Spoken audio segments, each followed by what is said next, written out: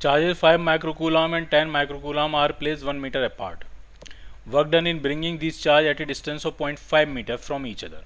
ठीक है, पहले इनके बीच का सेपरेशन 1 मीटर था, अब सेपरेशन आधा मीटर है. कितना वर्क करना पड़ेगा? तो जो भी आप वर्क करोगे वो होगा इंक्रीज इन पोटेंशियल एनर्जी, यानी फाइनल पोटेंशियल एनर्जी के Q1 Q2 अपॉन 0.5, ये फाइनल पोटेंशियल एनर्जी हो गई, माइनस इनिशियल पोटेंशियल एनर्जी यानी के Q1 Q2 अपॉन 1. तो ये जो भी वर्क डन होगा वो होगा इंक्रीज इन पोटेंशियल एनर्जी. अब आप सारी वैल्यू डालिए इसमें और सॉल्व कीजिए, आपको आंसर मिलेगा. क्लियर? ये 0.5 का मतलब ऊपर 2 आ जाएगा और 2 माइनस 1 विल बी 1. तो इसका आंसर आया के Q1 Q2. के कितना है? तो के होता है 9 इंटू 10⁻8 ऐसा यूनिट्स, और चार्ज जो दिया वो 5 माइक्रोकूलम इंटू 10 माइक्रोकूलम, तो ये 50 इंटू 10⁻12 हो जाएगा. सॉरी, ये 9 इंटू 10⁻9 और 50 इंटू 10⁻12 हो जाएगा. तो ये +9 और एक 0, 10 हो गया, तो 10 की पावर -2 बचा, और ये आपका हो जाएगा 45. सो your answer is 45 into 10⁻2 joule. इतना वर्क करना पड़ेगा. C part.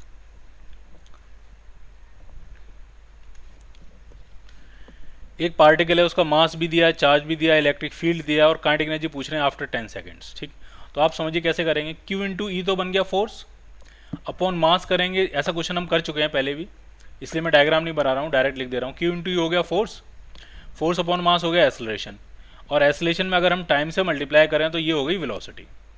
तो आपको वेलोसिटी पता लग गई, टी टाइम के बाद वेलोसिटी कितनी होगी. अब तो सिर्फ काइनेटिक एनर्जी लिखनी है, तो काइनेटिक एनर्जी सिंपली क्या करोगे आप, हाफ mv². क्लियर? सारी वैल्यू डालिए, सॉल्व कीजिए, आपको आंसर मिलेगा. The ionization potential energy of mercury, ionization potential energy नहीं, आयनाइजेशन पोटेंशियल दिया है मरकरी का 10.39 वोल्ट. ठीक, how far an electron must travel in an electric field of 1.5 into 10⁻6 volt per metre to gain sufficient energy to ionize mercury. अब आराम समझिए, ionization potential तो दिया है 10.39 वोल्ट, तो आयनाइजेशन एनर्जी कितनी होगी, आयनाइजेशन एनर्जी कितनी होगी, तो वो हो जाएगी 10.39 इलेक्ट्रॉन वोल्ट. ये आयनाइजेशन एनर्जी होगी. तो एक इलेक्ट्रॉन को अगर मैं 10.39 वोल्ट से एक्सलरेट कराऊं तो वो 10.39 इलेक्ट्रॉन वोल्ट एनर्जी गेन कर लेगा, और उतनी एनर्जी गेन करके अगर मरकरी के एटम पे हिट करेगा तो मरकरी को आयनाइज कर देगा. यानी अगर मुझे इलेक्ट्रॉन को एक्सलरेट कराना है तो मुझे इतना पोटेंशियल डिफरेंस चाहिए, 10.39 वोल्ट का पोटेंशियल डिफरेंस चाहिए, तब जाके वो आयनाइज होगा. अब आपको इलेक्ट्रिक फील्ड दिया, डिस्टेंस पूछ रहे हैं, तो जो पोटेंशियल डिफरेंस होगा वो होता है E इंटू डी. ठीक है, मैं मैग्नीट्यूड की बात कर रहा हूँ, माइनस मैंने अवॉइड किया. तो हमें कितना पोटेंशियल डिफरेंस चाहिए, 10.39 का पोटेंशियल डिफरेंस चाहिए. इलेक्ट्रिक फील्ड कितना है आपके पास, 1.5 इंटू 10⁻6 वोल्ट पर मीटर का इलेक्ट्रिक फील्ड है, तो कितनी डिस्टेंस आपको चाहिए होगी, तो इंटू डी. तो वो डिस्टेंस ही आपसे पूछ रहे हैं, तो वो जाएगी 10.39 divided by 1.5 into 10⁻6. So your answer is D part. Clear? ये वो डिस्टेंस होगी. इतनी डिस्टेंस से तक आप उसको एक्सलेट होने दोगे तो वो इतनी एनर्जी गेन कर लेगा कि जब वो मरकरी को हिट करेगा तो उसको आयनाइज कर देगा. 0.2 farad capacitor is charge to 600 volt by a battery. 0.2 farad का कैपेसिटर है, 600 वोल्ट से चार्ज किया, बैटरी हटा दी. उसके बाद एक और कैपेसिटर से कनेक्ट कर दिया है जिसका कैपेसिटेंस 1 फैराड है. फाइनल पोटेंशियल पूछ रहे हैं, द पोटेंशियल डिक्रीजेस टू, यानी फाइनल पोटेंशियल. तो ऐसा क्वेश्चन हमने किया था कि अगर आपने C1 कैपेसिटर को V0 से चार्ज किया है तो चार्ज इस पे जो आ जाएगा वो C1 V0 चार्ज आ जाएगा, और फिर आपने उस चार्ज कैपेसिटर के पैरेलल में एक और कैपेसिटर लगा दिया और फाइनल पोटेंशियल, नेट पोटेंशियल आपको निकालना था.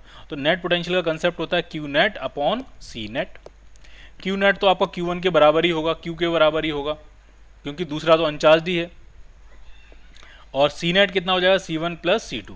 और ये Q किसके बराबर था, वो था C1 V0 upon C1 plus C2. ऐसा क्वेश्चन हमने किया था, बिल्कुल यही उसका आंसर भी आया था. तो बस वैल्यू डाल देते हैं और आपको आंसर मिल जाएगा. C1 कैपेसिटेंस था 0.2 फैराड और पोटेंशियल था 600 volt, upon C1 plus C2 करेंगे तो ये 1.2 आ जाएगा. तो पॉइंट से पॉइंट गायब, 2 से कैंसिल करेंगे 6 टाइम्स, 6 से डिवाइड करेंगे तो ये आपका आ गया 100 volt. Final potential will be 100 volt. A part. Work done in placing a charge of 8 into 10⁻⁻6 coulomb on a capacitor of 100 microfarad. आपको कैपेसिटर को चार्ज करने में वर्क डन पूछ रहे हैं कितना लगेगा, तो जो वर्क डन होगा वो कैपेसिटर की एनर्जी के बराबर हो जाएगा, और एनर्जी जो होगी वो हो जाएगी Q square by 2c। Q कितना है, तो वो है 8 इंटू 10⁻⁻18 कूलाम का स्क्वायर, अपॉन कैपेसिटेंस कितना है 2 इंटू 100 माइक्रोफैरड यानी 10⁻⁻6। आप इसको सॉल्व कीजिए, आपको आंसर मिलेगा। 8 का स्क्वायर 64 होता है, 2 से डिवाइड करेंगे तो 32 बचेगा, तो 32 वाला ही आंसर बनेगा। So your answer is D part. पार आप खुद से कैलकुलेट कर लेना। In a parallel plate capacitor, the separation between the plates is 3 mm with air between them. Now 1 mm thick layer of material of dielectric constant 2 is introduced between the plates.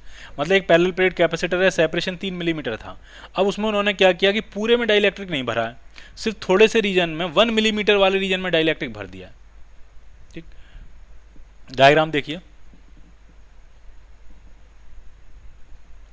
ये मान लिया capacitor था और ये separation था 3 millimetre. इसका कुछ capacitance रहा होगा A epsilon not over D. D की जगह क्या लिखेंगे 3 मिलीमीटर, देख लेंगे बाद में। अब आपने इसके अंदर एक डाइलेक्ट्रिक की स्लैब इंसर्ट करी, लेकिन वो जो डाइलेक्ट्रिक की स्लैब इंसर्ट करी उसकी थिकनेस 1 मिलीमीटर थी। 1 मिलीमीटर की थिकनेस आपने क्या कर दी, इंसर्ट कर दी, तो ऑब्वियसली इसका कैपेसिटेंस बढ़ जाएगा। पूरा भरते तो और ज़्यादा बढ़ जाता, थोड़ा भरा ठीक है, कम बढ़ेगा, बढ़ जाएगा। अब कह रहे हैं कि नहीं, हमें तो वो पुराना वाला ही कैपेसिटेंस चाहिए, तो इसके लिए उन्होंने क्या किया, दोनों प्लेट्स के बीच का सेपरेशन बढ़ा दिया, दोनों प्लेट्स को और दूर कर दिया। डाइलेक्ट्रिक तो डाल के रखा है बट सेपरेशन बढ़ा दिया ताकि हमें वही ओरिजिनल कैपेसिटी मिल जाए। तो चलो मान लिया इन्होंने नया सेपरेशन कर दिया, कुछ मान लेते हैं x, ठीक है, ऐसा कहता हूं कि नया सेपरेशन हो गया 3 + x। x मिलीमीटर से सेपरेशन उन्होंने बढ़ा दिया, और जब हम सेपरेशन बढ़ाते हैं तो कैपेसिटी कम होती है, और सेपरेशन इतना बढ़ाना है कि इसकी कैपेसिटी वही आ जाए जो कि ओरिजिनल कैपेसिटी थी। In order to bring its capacity to the original value the separation between the plates must be. नया सेपरेशन कितना होगा ये आपसे पूछ रहे हैं। क्लियर? तो सॉल्व करें फिर इसको। देखिए, पुराना जो कैपेसिटेंस था वो था आपका A epsilon not over D. ठीक, डी कितना है 3 मिलीमीटर, मिलीमीटर में रखते हैं, हमें बराबर करना है, और नया कैपेसिटेंस भी इसी के बराबर होना चाहिए। होगा कितना वैसे वो, तो वो होगा ए एप्सिलॉन नॉट ओवर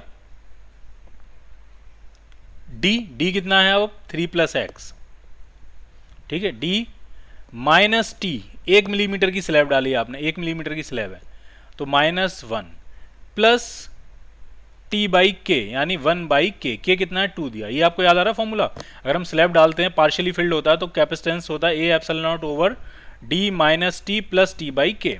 तो वही मैंने फॉर्मूला लगा रहा हूँ। अब आपका जो डी है वो 3 + x हो गया, माइनस टी 1 मिलीमीटर की स्लैब है, प्लस टी बाई के जो दिया था वो 2 डाइलेक्ट्रिक कांस्टेंट 2 के बराबर दिया था।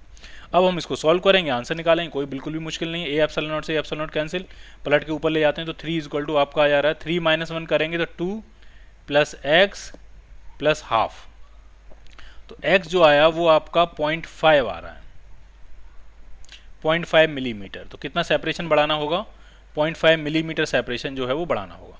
तो नया सेपरेशन कितना हो जाएगा, नया सेपरेशन पूछ रहे हैं आपसे। Now the new separation, the separation between the plates must B, so it is 3.5 millimetre.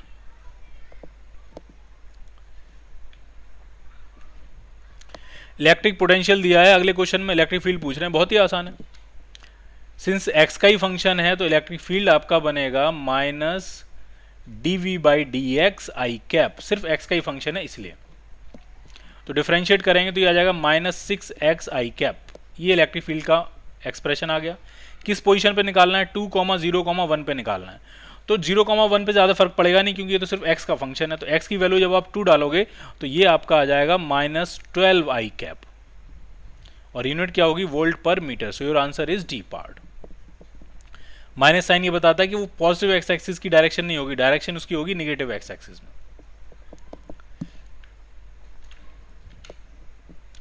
Electron है, उसका मास m है, चार्ज e है, उसको एसलेट कर रहे हैं रेस्ट से through a potential difference v in a vacuum.